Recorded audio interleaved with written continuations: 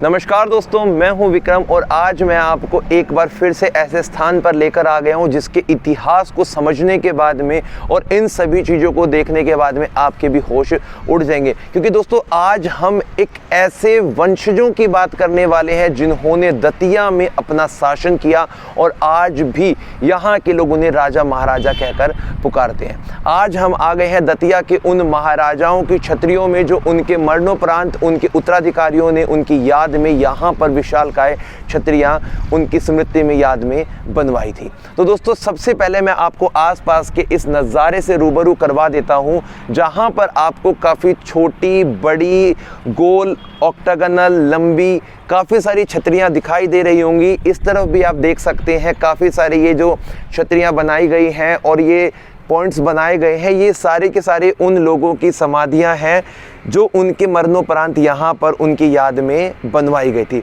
कुछ आपको बड़ी बड़ी इमारतें दिखाई दे रही होंगी, वो इनके राजाओं की इन महाराजाओं की हैं। तो दोस्तों मैं आपको शुरुआत करता हूँ, सबसे पहले इस बड़ी छतरी के इतिहास के बारे में बताता हूँ, फिर यहाँ की जो बाकी बातें हैं वो भी समझाऊँगा। सामने की तरफ जो आपको छतरी दिखाई दे रही है ये है महाराजा इंद्रजीत की छतरी और इनका जो शासन काल था वो 1736 से लेकर 1762 के समय तक था। और इनके जो पितामह थे रामचंद्र के उत्तराधिकारी हुए। महाराजा इंद्रजीत का निधन दतिया में सन 1762 में हो गया था और उनके जो उत्तराधिकारी थे शत्रुजीत जी, उन्होंने इस छतरी का निर्माण करवाया था। वर्तमान समय में लोग यहाँ पर आते हैं और इन सभी चीज़ों को देखते हैं, पूजा अर्चना भी करते हैं। इसके बाद में एक बड़ी छतरी हमें इस तरफ दिखाई दे रही है, इसको भी हम अच्छे तरीके से देखते हैं। आइए मेरे साथ आप दोस्तों, अब मैं आपको थोड़ा ना इसके इतिहास के साथ में रूबरू करवा देता हूँ। महाभारत शासनकाल के समय में भी इस पूरे हिस्से को छेदी जनपद महाजनपद के नाम से जाना जाता था और ऐसा बताते हैं कि जो पूरा ये एरिया रहा होगा, यहाँ पर कृष्ण भगवान के जो कज़न थे शिशुपाल, वो यहाँ के राजा हुआ करते थे।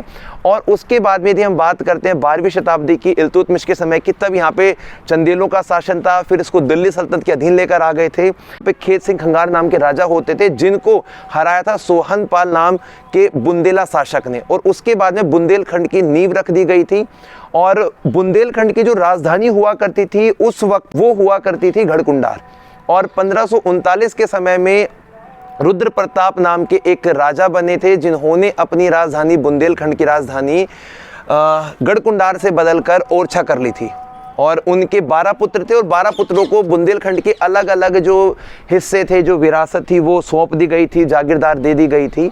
और उसी के बाद से बुंदेलखंड के अंदर और दतिया के अंदर एक स्थान बनता है 1626 के समय में भगवान दास बुंदेला का, जिन्होंने दतिया की नींव रखी थी। और उनके पिता का नाम था वीर सिंह जुदेव, जिन्होंने 1626 के समय में अपने छोटे बेटे को दतिया की जागीरदार सौंप दी थी। और अब हम पहुंच चुके हैं यहाँ पर महाराजा शुभकर्ण की छतरी पर, जिसका पहले बाहरी कंस्ट्रक्शन आप देख सकते हैं कि कितना अच्छा इसका जो डिज़ाइन है वो बनाया गया है। जो नागर शैली के मंदिर होते हैं उस तरह की इनकी छतरियाँ बनाई गई हैं, समाधियाँ बनाई गई हैं। और इनका जो शासनकाल था वो 1640 से लेकर 1678 के समय का था।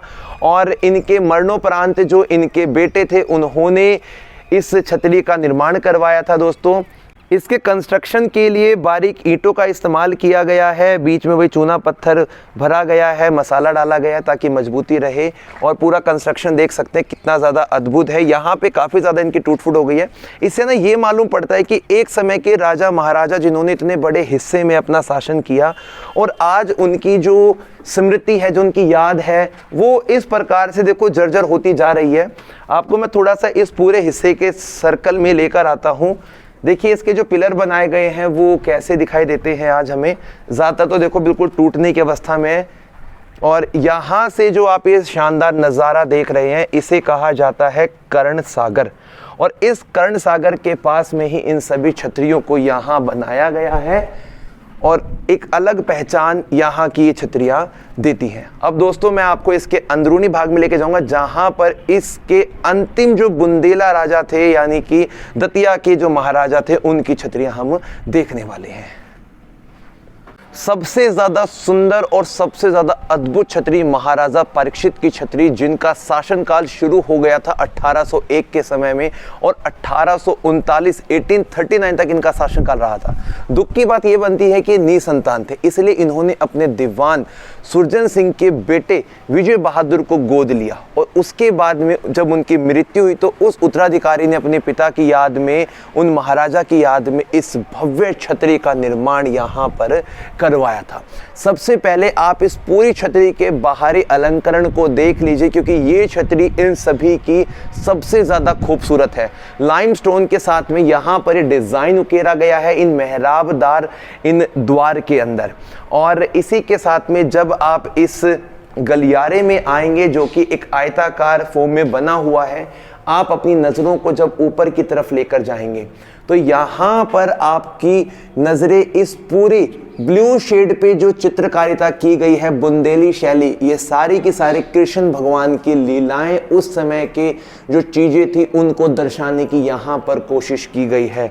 इससे ये मालूम पड़ता है कि वो सभी कितने ज़्यादा आध्यात्मिक रहे होंगे, भगवानों में कितनी उनकी आस्था रही होगी। और इस समाधि वाली छतरी पर जब आप अंदर की तरफ आएंगे तो एक स्क्वायर फॉर्म का हिस्सा आपको दिखाई देगा जिसमें 12 द्वार लगे हुए हैं, और आपकी नज़रें जिस भी क्षेत्र पे पड़ेगी, जिस भी दीवार पे पड़ेगी, वहीं पर आपको उस समय की जो लीलाएं थी कृष्ण भगवान की और भगवानों के चित्र, उस समय के राजा महाराजा, उनकी जो पूरी की पूरी दिनचर्या हुआ करती थी, उस समय का जो वातावरण था वो आपको रंग बिरंगे कलर के साथ में, बारीक चित्रकारिता के साथ में दिखाई दे रहा है।